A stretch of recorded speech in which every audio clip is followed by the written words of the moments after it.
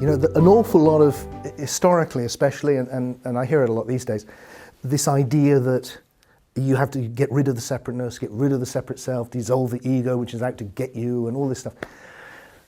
I really want to articulate a very different approach. That doesn't feel right to me. It feels a lot of spiritual teachings strike me as anti-life. They don't even recognize they are necessarily. But if you look at them carefully, they're anti our humanity, as if it's some mistake. It's all a meaningless illusion. The separate self is not really there. It's just an obstacle in your way. I don't see it like that. For me, it feels the opposite. For me, I look at it and it feels, no. The oneness, the field of being, is becoming conscious by arising as these separate beings. That's how it can become conscious, because consciousness is the duality of subject and object. Consciousness is this, not that. Everything I'm conscious of, I'm separating from everything else. So through consciousness and through separateness, the one is actually conscious of itself. So rather than it being something which is in the way, it feels like, no, this isn't some big mistake. This is the vehicle through which we can become conscious at all. Now the problem is, we get sucked into just the separateness, into just the story, into the knowing, and we miss the mystery.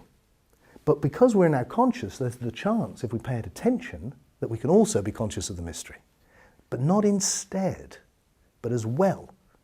So that the separate self, the ego, the dance of life, the dream of life, whatever you call it, that's not an obstacle. It's actually it's the foundation from which we arise. And therefore it's something to be celebrated.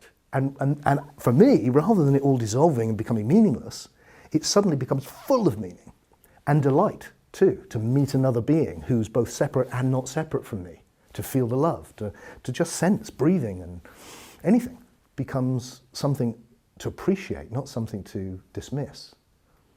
And I really hope, I mean, my book and my whole work really, this is what it's all about for me, is that we can move to a new form of spirituality which sees the paradox that it is not separate, but it is also not just one.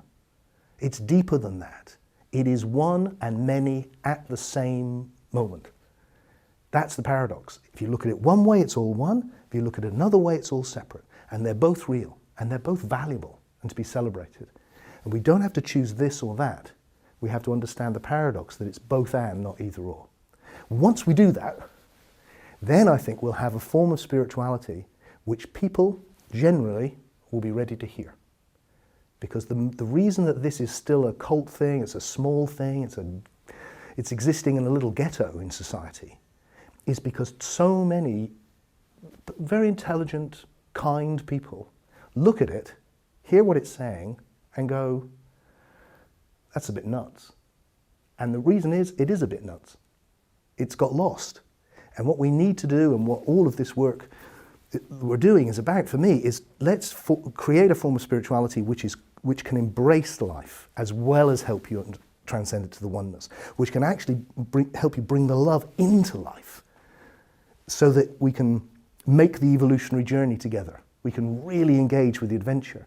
Let's make a form of spirituality which can engage like that with science, with this great body of knowledge, which doesn't dismiss that, which goes, no, hang on, these are what I would call paralogically complementary. These are opposite ways of seeing the same thing, which sit together, because at a deep level, the opposites sit together.